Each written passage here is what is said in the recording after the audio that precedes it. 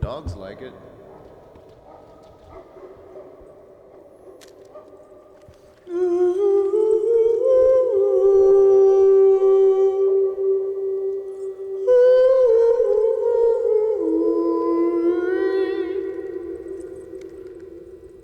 Wish my tape recorder was working. Scoop, would you like to make a noise?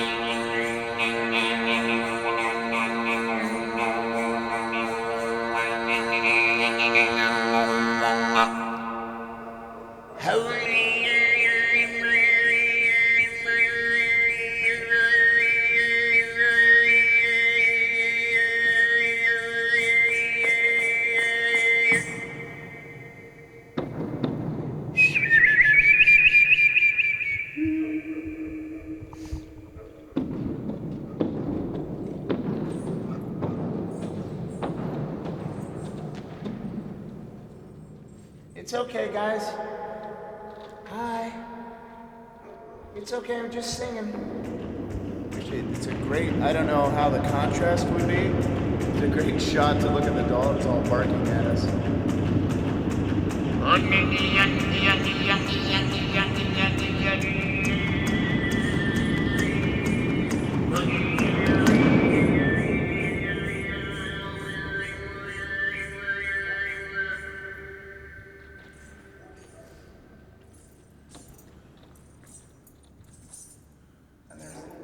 Messed up in there, so sometimes they serenade along. I think one just crapped on me. Did it? No.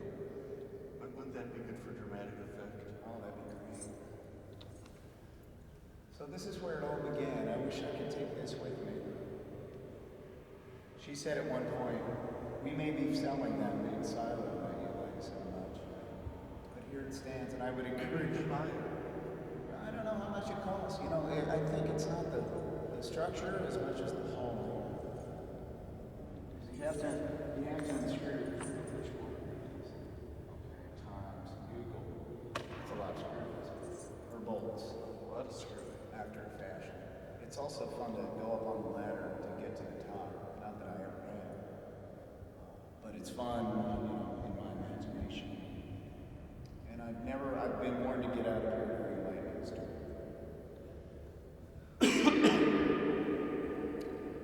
There's an artist on the West Coast named Lee Ellen Shoemaker, and her handle is the Tunnel Singer, and she goes into big, broad places like this and sings. And there's an album called Waterbirth that when I was doing this job, I found Waterbirth at WRT, and she's singing in a giant cistern at Port Angeles, Washington. It has a 16-second echo, and she's just singing this birthing Kelpie sort of sounding.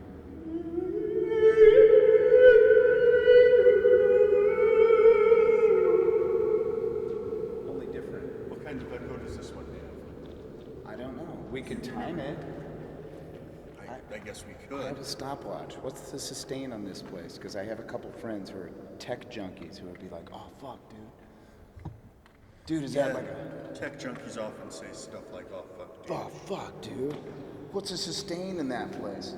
I don't fucking know, but let's fucking log it. Alarm clock? No. Calendar? No. Stopwatch? Yeah. Okay, we're gonna find out.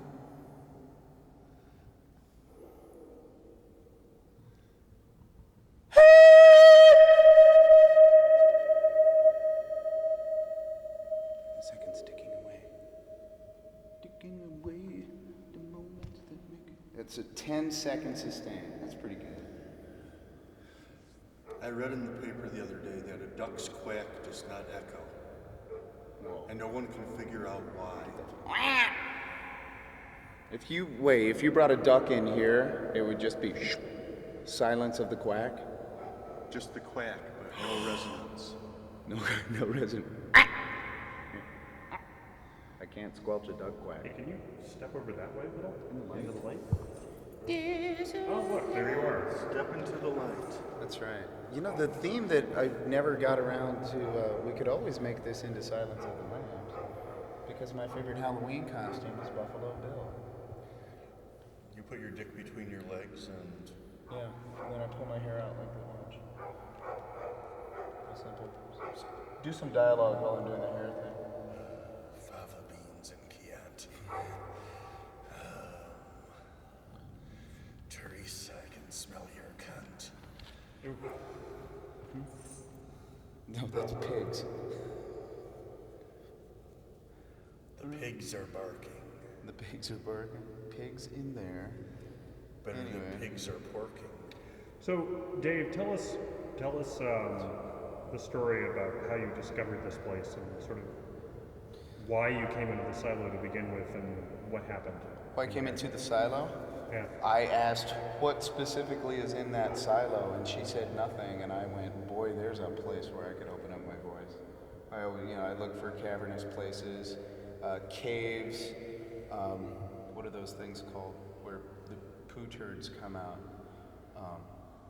Little cement, not viaducts, but they're like... Not a chicken. Not a chicken. Little hollow places to crawl into. I've played the didgeridoo for several years, so I would look for big echoey places like stairwells and storm drains. That's what I'm trying to think of. And when I saw that this was a potentially empty, giant, what are those things called? Tubular space. I was like, oh man, I really want to fucking see it there, kind of thing. Anyway, I do this thing and You do look like that carrot. see what I mean. Yeah, it's really good. And then this is a great one within my comedy group. We'll just be like, I'd fuck me. Could you help me with this? Could you help me with this piece of furniture? I'm a vet. Anyway, that's neither here nor there. That was it. That was the whole visual effect. Except that I will leap at you in the hey mow. Mow mow. Hey mow, don't tease me, baby. So you've talked about this place and this farm in general as being kind of instrumental in your artistic development. That something transformative happened here.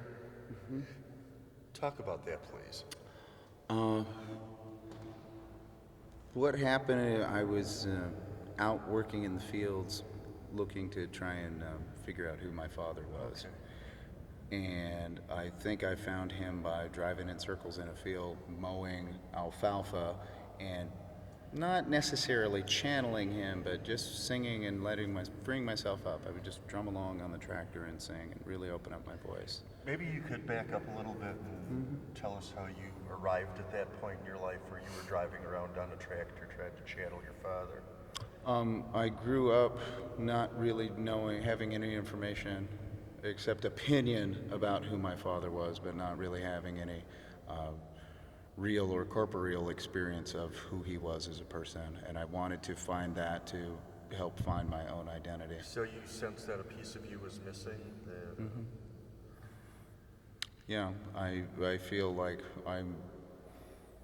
I'm 99.9% sure that I have a son who feels like a piece of me is missing, and I always felt like a piece of my father is missing, as I am missing from him. Even though he has passed on, I don't really consider that relevant to his, existence. He is still an entity and an energy to me, and I said about. And a part of you. Yeah, I often hear, just to kind of jump ahead conceptually here, I hear a lot of people with chemical dependency issues and alcoholism and stuff talk about how they feel like they have a hole in their gut, like a part of them is missing, and that, at least initially, the substance or the alcohol played a role in filling that. It was kind of a seductive thing at first, and folks needed to feel complete, and then it kind of seduces you and kicks your ass. But you sense this part of you that was, I know you also have chemical issues, but the thing with your dad was also, your sense was that, not knowing him was a part of what was missing in you?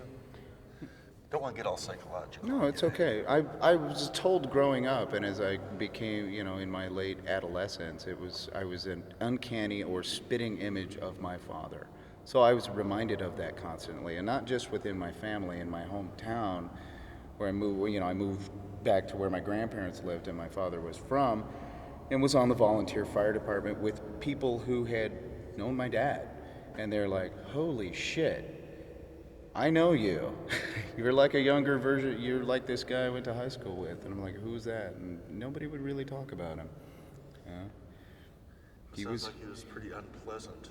Well, he was interesting, and apparently he held the world land speed record for 15 minutes. He went to Utah, the Great Salt Lake? Salt Flats? Yeah, and he and his friend, my friend Earl's uncle, actually built a dragster. Hey, Aaron. They built a dragster and broke the world land speed record. And 15 minutes later, a guy came down the track and who blew that record away and held it for 15 years. Would that have been Craig Breedlove? I have no idea. It would have been in the late 50s, early 60s. I used to like to go to car shows when I was a kid. And we saw this thing called the Spirit of America, which was basically a jet engine with wheels. Right, like the Blue Flame. Yeah. And I think it was like 600 and some odd miles per hour. That's fast, dude. It makes you want to do a line of crystal and go drive a car. Yeah. Have you been in here, Aaron? No. Isn't it awesome? When I was doing chores out here, I was like, I want to go in here and sing. Would you like to make a noise? It's really kind of cool. Just yell something. What do you want me to yell? Hello. Hello. No, really let it out. My throat's a little rough. That's You're okay. up till 6? Yeah.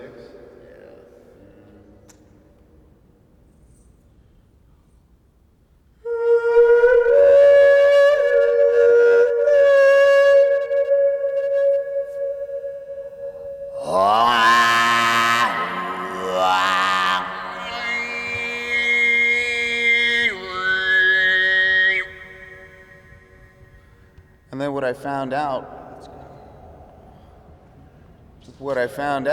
is that the people that do this music culturally are also nomadic shepherders, sheep herds, goat herds, things like that. Not nomadic like the Crawford farm, which is a very non-nomadic area. But you seem to pretty nomadic. Yeah. You So- move around a lot. Oh wow, I haven't really considered driving a Nomad. Is the water full? Yeah?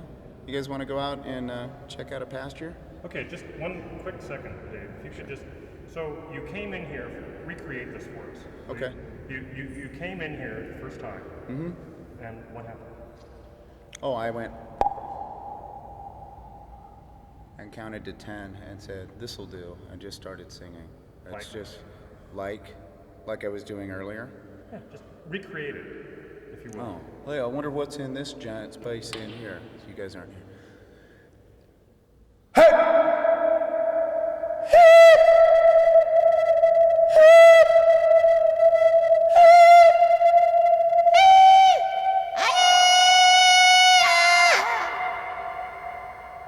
that. That was before I was into the whole throat singing thing.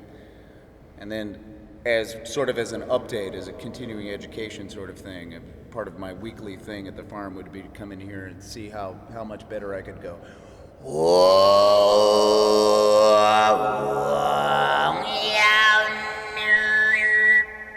Which for the first year of doing it hurt like all fuck. It hurt bad. But then it stopped hurting magically. But this is really kind of where I taught myself to do it.